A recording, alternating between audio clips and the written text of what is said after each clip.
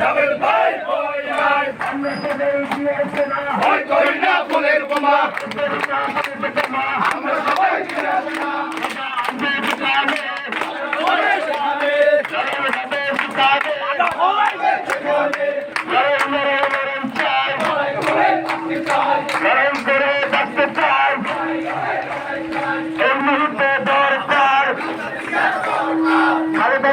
সরকার এই মুহূর্তে দরকার তারেক রহমানের সরকার এই মুহূর্তে দরকার খালেদা জিয়া ভয় নয়